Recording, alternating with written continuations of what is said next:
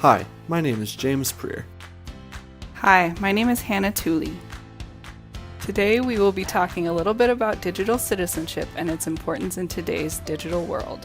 Digital citizenship is the third ISTE standard for educators and covers a wide variety of topics from cyberbullying to detecting fake news to copyright and even data privacy. Students are getting thrown into an ever-digital world. However, they aren't necessarily getting taught the skills to navigate it. We hope that the interviews with you and I professors and our personal stories will help you be better equipped to develop these skills with your students. There are 4 different subcategories underneath citizen. The first ones we are going to discuss today are 3B and 3D. We will be discussing these with Professor Yazik. Professor Yazik teaches a class at UNI that is all about digital citizenship. He goes through how to protect your digital identity, how to protect your student data, and he also goes through how to be critical of multiple different resources online. Unfortunately, the day that we were supposed to interview with him, we had a snow day, so instead we did the next best thing and did an email interview with him, and we'll be showing and discussing some of the things we have brought up in these interviews.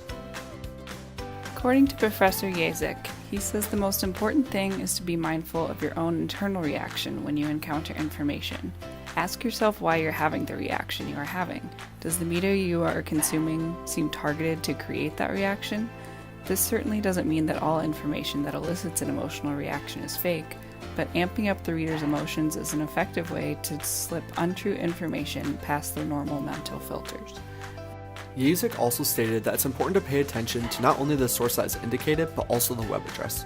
So for instance, CNN.com is the domain associated with CNN, but CNN.org might not be and may be a fake site.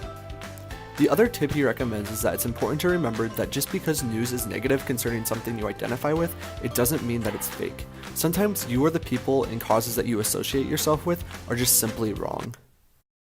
In Yazik's class, he teaches a multitude of ways to keep our information private.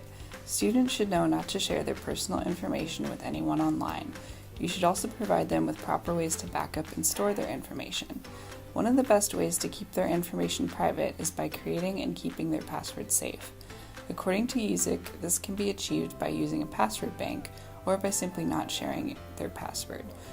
Two-step authentication is also a good step to protect your identity. It requires the user to access either a personal phone or email the first time they log on to a device. The other 2 steps in being a citizen are categories 3A and 3C. In order to cover these, we talked to Dr. Lee Zeitz, one of the head people in the EdTech program. In order to boost classroom participation, Dr. Lee Zeitz implemented a chat room that students could use to discuss and ask questions during his lecture. Unfortunately, the chat room is set up so that anyone could enter whatever name they chose instead of being tied to their real identity. During one lecture, a small handful of students using fake names started spouting off racially insensitive comments. Afterwards, there was a discussion about the events that had happened, which led to many students standing up against these actions. What I thought was really good, we had a discussion, and I was so excited about, by the end of that discussion. And that was that we came up and we said, how'd you feel about it? In fact, the way that I started it out was I said, so what do you think about the using the back channel? And how's class going? Everybody's going, oh, it's going pretty well. So what'd you think about the lecture last week? And somebody said, boy, that got out of control. And the discussion, I was very proud of my students because they were saying, we're teachers, we do not talk that way. Anyone who feels that way should not be working and helping form our future population. I mean, we have a responsibility, and I was excited that these students were so proud of the profession they were going into that they were stating that this was absolutely wrong. Dr. Zeitz also places a high emphasis on copyright and how to use that. One of the main pillars that is taught in EdTech and design is how to use copyright and how to use it effectively. Now, what it boils down to is anything that you, like these notes, that book, anything I have is copyrighted. Once you put it into a medium, what we're doing right now, where I'm speaking with you, this is being recorded in a video and audio medium, and it is definitely copyrighted. So what they came up with is a guy named Lessig came up with an idea called Commons.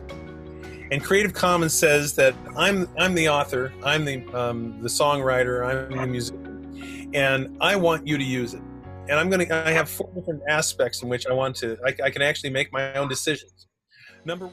In review, Dr. Z and Professor Yasek did a good job of explaining exactly what it means to be a good digital citizen.